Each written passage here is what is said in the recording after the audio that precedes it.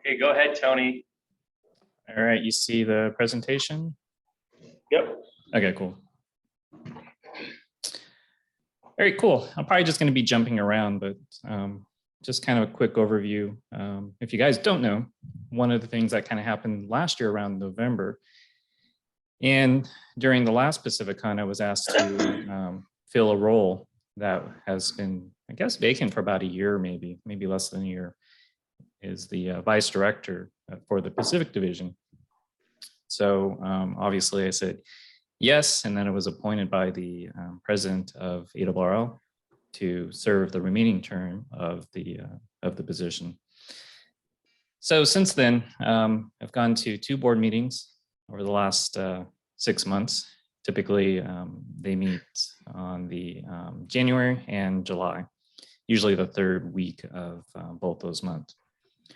So that's the new role. I think in the newsletter was saying that I was part of the affiliated club coordinator, still sort of in that role for the most part. I don't think it's been reassigned to anybody as of yet. So if anybody's looking to volunteer and help out, that's a great role to work with clubs, making sure clubs are keeping their information up to date for the affiliation and, of course, on the ARRL's website. So as hams are looking for clubs to join, they have that information along with some other benefits and such that the clubs do get. And we'll talk about that here in a second.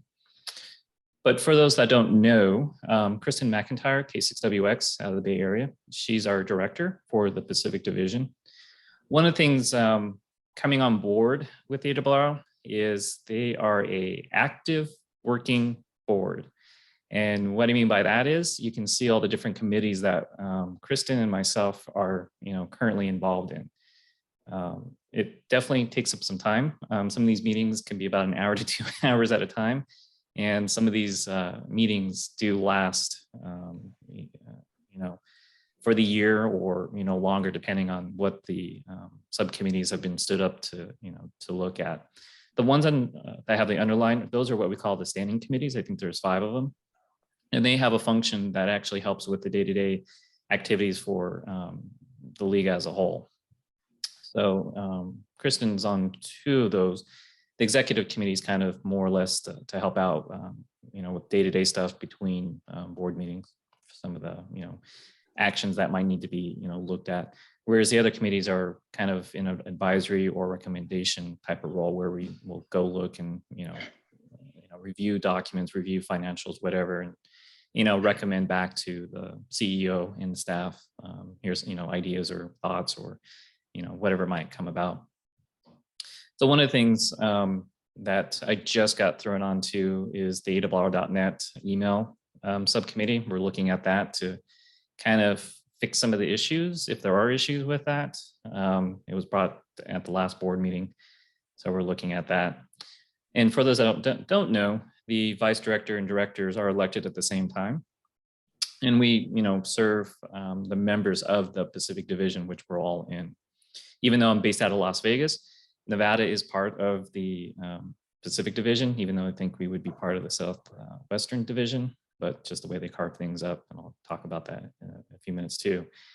And serving on the board, it's a 3-year term, so they basically elect a third of the the board, which is a 15-member board of directors, and then plus another 15 vice directors as well that serve. So for those that are not familiar, the Pacific Division is a pretty large division. It encompasses all of Nevada and then a good chunk of Northern California and the Hawaiian Islands, or the state of Hawaii. So you can see it has a pretty large area. It represents roughly about 70 different counties that the Pacific Division is over. And then we have, of course, what we call the sections, which are managed by section managers. And we have 7 of those, and they're divided, respectively into their regional areas. So, right here, obviously, you got what we call this, what are they calling? So you got Sacramento, section over here, the East Bay. Then you got the Santa Clara, and then you got the San Joaquin, of course, Nevada, Hawaii, And then I believe this is what they call the San Francisco section in the orange. So it just kind of gives you an idea of, the geography that this one covers. We're probably not the largest division, but we're definitely one of the largest, just geographically wise. You guys probably know your section manager, John Bigley, and 7UR, and then all the different section members that exist in the Nevada section. I'm still kind of, down here as an affiliated club coordinator. So I'm still kind of filling that, but like I said, if anybody's interested in filling that role, either let me know or let John Bigley know that you're interested, and then he'll chat with you and let you know what next steps are for that. And I believe this roster is correct. If it's not, just let someone know. Or let me know. I think I just took this off their the Nevada section website just to kind of show it here.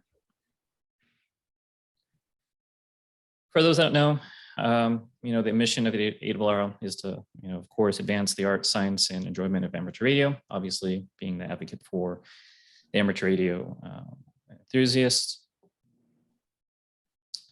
Some of the kind of overviews of ARRL, it's organized into 15 divisions, which, like I said, we're in the Pacific Division.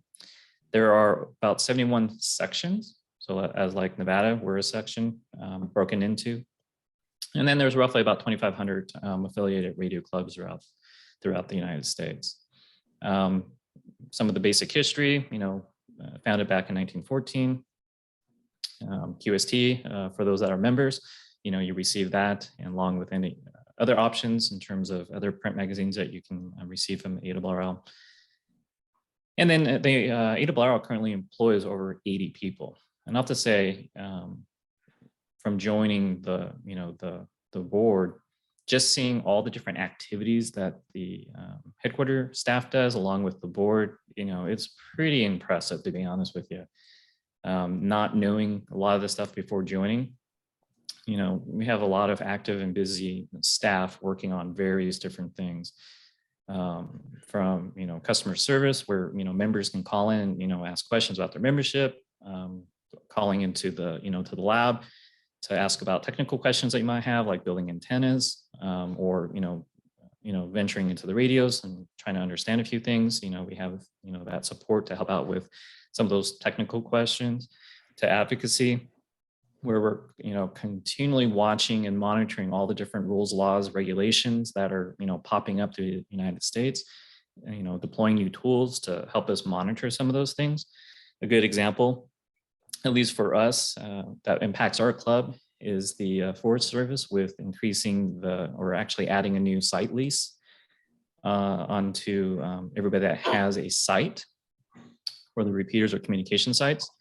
We're actively monitoring that, working, the channels behind the scenes to, make sure that, we're represented and providing a reason why, why we shouldn't have to pay that, and why it's a burden and a potential risk for the country. Because as, if we're, looking at $1,400 per year per site, some clubs don't have that type of money, or some of these sites, or amateur, sole amateur radio support it.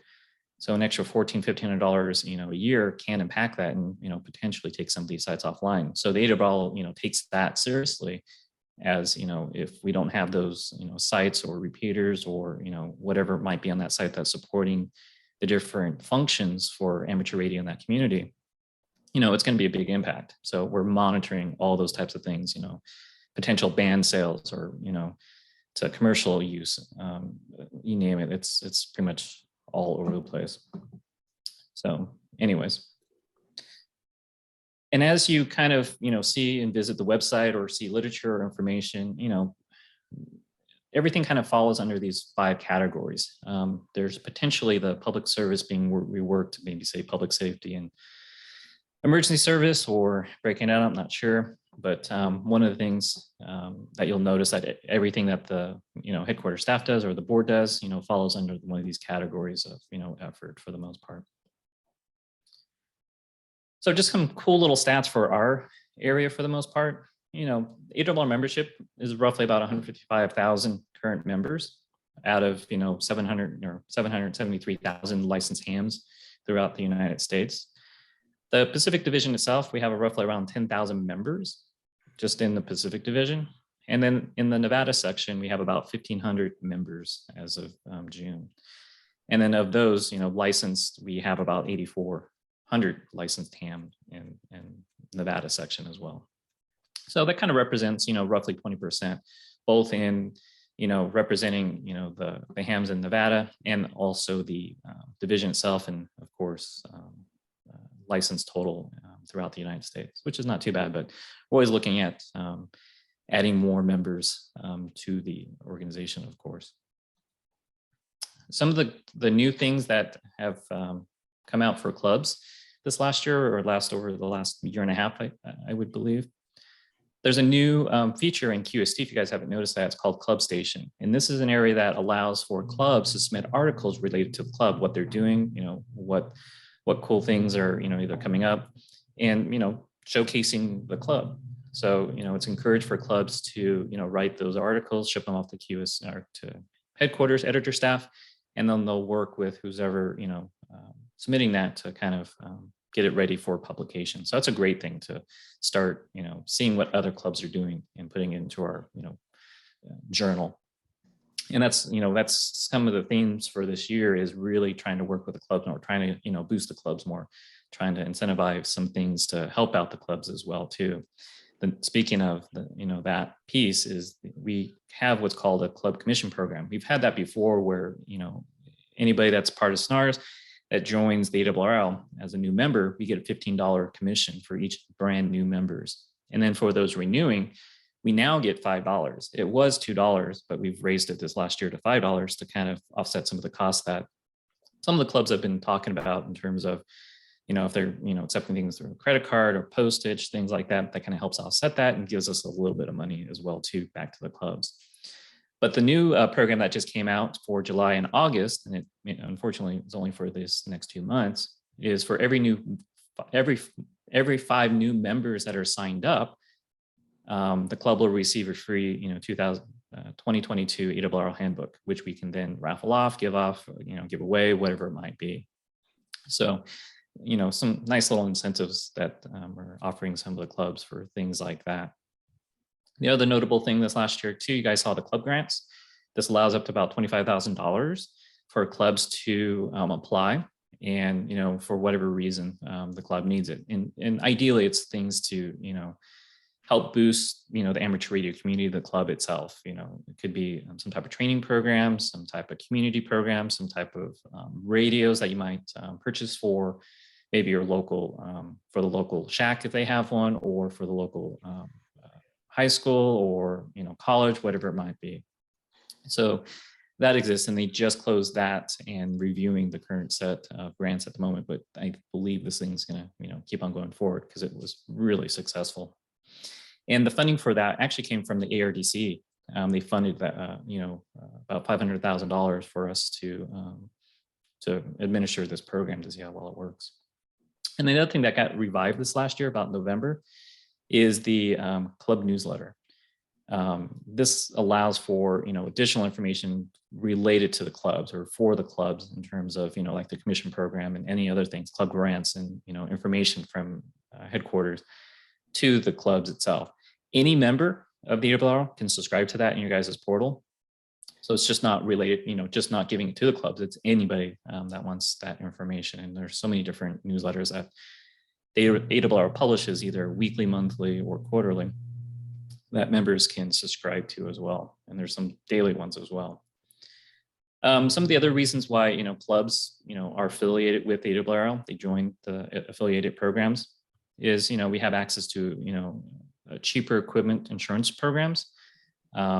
We also have club liability insurance. That piece of that we use is for the boards and directors, and also when we're hosting events, things like that, we have to have insurance. So ARRL provides that. There's something that's called Maglite discounts. I guess there's these little lights that we can buy in bulk, or discounts if you guys want them. It has ARRL signature on it and things like that. Also, it supports Hamfests and conventions, meaning it lists our conventions into, or Hamfest, like our Ham Swap that we're having, into the ARRL directory, so people can find that. Plus, it gets published in QST as well. And they also provide some door prizes. Typically, usually it's going to be gift certificates back to the ARRL store. So you'll see that that's how we get those every time we host some type of event like that. And then, of course, the clubs get access to the different type of reports and mailing lists.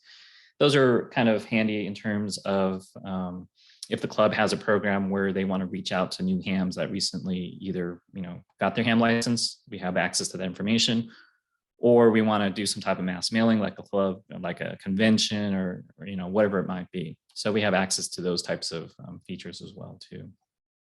So this is kind of some of the highlights for why clubs are affiliated with the ARRL, some of the benefits that we get. Just some notable things new for members this year.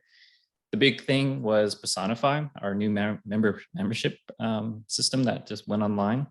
It had a couple of little glitches to start off with, and things are slowly coming online, and hopefully things are getting better for everybody. But that just launched this last year. Some of the notable things, you can now view your donation history. There's auto renew capabilities on it. So if you want to automatically renew every year, so you don't have to worry about it.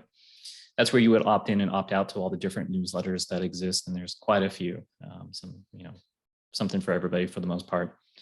Back in 2020, a new magazine was launched called On the Air magazine. Members have an option to select that over QST if you guys want, as the print edition. But everybody has access to all the digital versions anyways. So, you can always go back and, review everything through the digital applications or through the website. The other notable thing too this last year is there's a new website called learn.arrl.org, part of the Learning Network.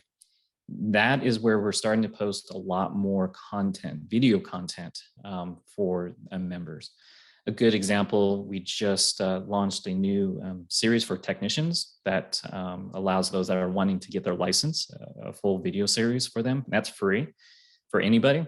But some of the stuff that's only for members will be, locked down in terms of, like webinars, live webinars that they're starting to host a little bit more. Some different, more in-depth technical type stuff, ARRL related topics, things like that. So that library is starting to grow, and it's being added to on a regular basis. So if you haven't seen that, I definitely encourage you to check it out to see if there's something there that, would be cool to learn about.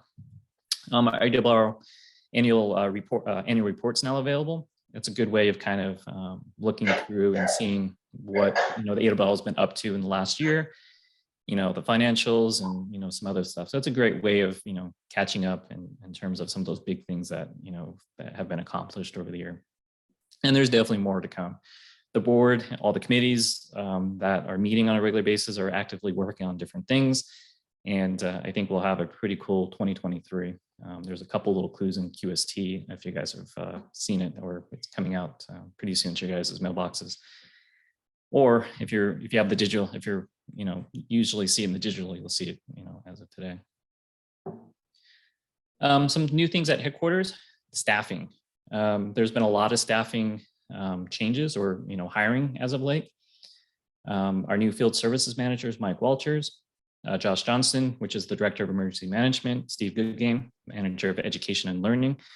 And then just really, really recently, about a couple months ago, we have a new Director of IT, which is a huge position with all the things that we want to do. Everything's IT based.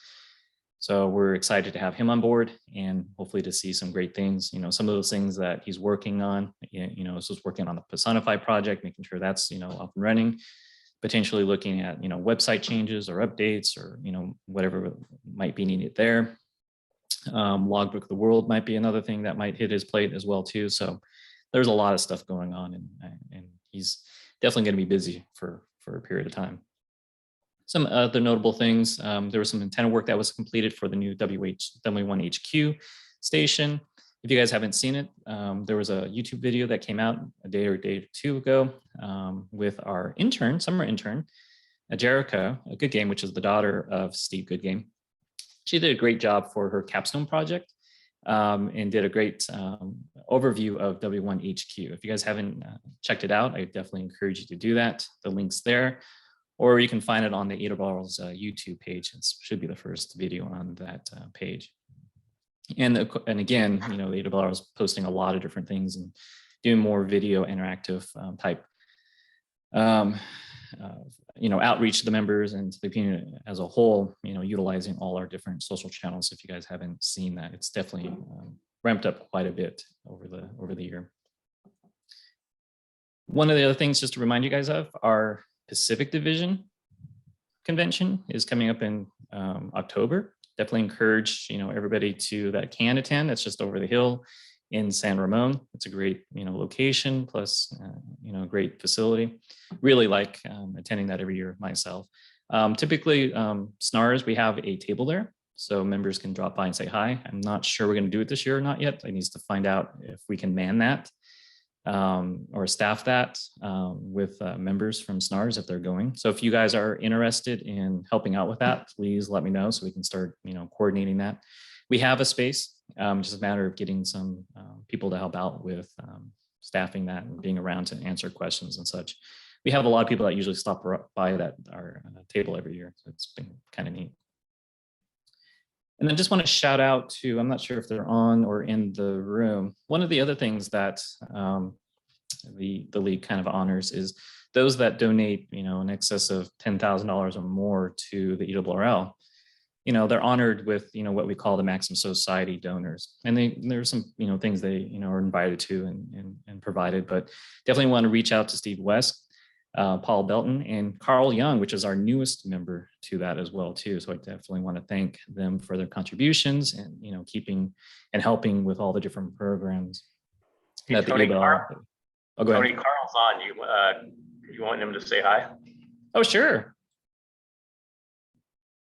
I didn't see you on here. Yeah, he's on. Hey, Carl, you want to come on?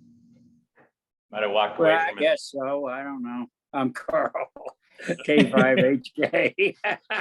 I don't know what I'm saying hi about. No, I think just to say, phone call with my Andy, man. Oh, gotcha. Yeah, just say thank you for your contributions. Anyway, yeah, everybody should try to donate to the furtherance of ham radio, whether it's at the maximum level or to Spectrum Defense or just a donation to ARRL and your local clubs, of course. Thank you. All right, thank you, Carl. Yeah, thank you again. It's great to see that you joined the club, so to speak. It's kind of nice to see that. And with that, I'll just kind of open up for any questions. I kind of kept it sort of loose, just kind of quick overview. Just wanted to see if you guys had any questions or comments or, things you guys want to bring back up. In here at the training center, do we have any questions for Tony? Yeah, speak loud, Bob, so we can hear you. Hey, Tony, Bob Dickerson here, W7VD. Hey there. I used to get the little notices on my email. I take it with the new website launch, I've got to go back in my membership and opt in to those notifications, the newsletters. Yeah, I probably would, even though it should have come over with the transition, but I would definitely recommend anybody, to go back in and make sure the different selections of newsletters you guys want to receive to, just re-review that to make sure, because they are being sent. I'm constantly seeing them, of course. But if you have any issues, just let me know and I can help out with you working through that with you. Thank you, Tony. Yeah, no problem. Okay, Bob, anybody else at the training center that has a question? Good question. Okay, next loud, Wes, thanks. Tony, the liability insurance, I just saw, I'm sure we got it and that kind of stuff there. And this is pretty much, this covers this for any events that we do independently of anything else other than, not outside the club, but within the realm of the club. So we're covered for anything like we get attacked by our rival club or something. Yeah, the liability insurance is, there's what's called an officers and directors liability, which helps with, issues around the officers and directors if something happens. Mm-hmm. That's one piece of the puzzle. The other part of it is, when we are at events or, hosting events. So say, for instance, like the state convention, our liability was able to cover any issues that might have come about with that. So it's usually, I think it's up to about $2 million now that we're required to handle. Yeah. Okay. We had to do it for that truck thing. Oh, there we go. Okay, yeah. The big rigs. Yeah, we had to send over liability forms to show that they were covered. And that would be for the, we talking about the 775 clubs? Yeah. Okay, Thank you. so Tony, it brings up a good question. For things that the event does not specifically say you must send us a copy of the rider or whatever, like we go out to do the POTA thing or field day or, stuff that's club-based, but they don't ask for a specific rider or insurance form, we're covered as far as insurance goes. As far as we know. I would say Probably. yes, but we'd have to look at the policy in particular. Where we go to actual private facilities, they really require it. But when we go to like public, parks or, public areas like that, you're in public areas. So there's no requirement to do that. Now, if we were doing a major event, most likely like the park service or whoever probably would ask, some coverage, or at least knowing that we have a policy to cover any issues that might come about because of the event.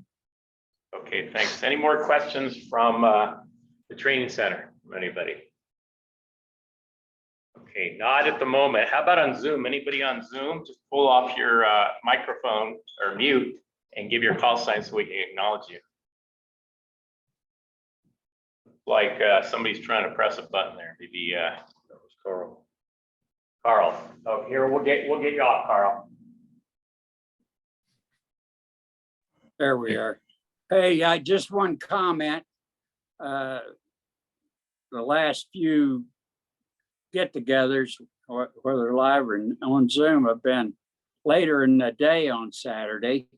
And I don't know about other people, but I've got other meetings. I've got other meetings during the day and stuff I do. And I don't know what's wrong with the old time. We used to meet for breakfast at 7, have the meeting at 8, and that was it. By 9 or so, you were done. And or now starting at 9 doesn't get you done till after 10, and I have to leave. I have to leave before that. And I don't know about other people, but come on, we're old. We get up at 4 o'clock in the morning. So you want to have a 5 o'clock meeting? That's enough out of me. Thanks. Duly noted, Carl, duly noted. Other questions from anybody on Zoom? Just open your mic and give us your call. Okay, Tony, I have one pressing question for you. Sure. How did it come about that you were asked to be Pacific Divisions? Because I know they didn't have, Christian didn't have a person for a while. So how did it all come around that you got involved? He bribed somebody. Yeah. Pays well, right, Tony? Yeah, it pays really well. Better than being on the SNARS board, right? Yeah, I think it's slightly, sort of an increase if you sort of say that. No, I think, after the last PacificCon, our section manager and along with the other section managers that were there, just asked saying, hey, would you be interested? I never thought about it, to be honest with you. And when I was thinking about it in the past, I thought they had somebody already kind of selected, but nothing was, in stone at that time. And they asked if I would be someone that would be interested in doing it. And I said, sure, I'll give it a try and learn something new and take on a new challenge, which I will have to say it's definitely been a new challenge for sure. Okay, thanks, Tony. One last call. Any questions for Tony? Okay, not seen any. You still have the same email address, w7xm@snars.org for us local SNARS people? Yeah, either that or at ARRL.org. Either one's going to work. And then, yeah, if you guys have any comments, questions, concerns, things like that, definitely, let me know, or you can contact headquarters as well too. I mean, they're there as a member of, ARRL. They're there to help out and, answer questions or take concerns, comments, whatever, and kind of, push them through to where,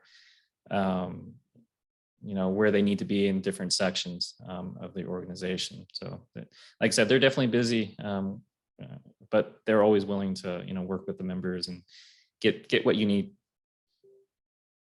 All right. Very good, Tony. Thanks a lot. That was a good job. Yep.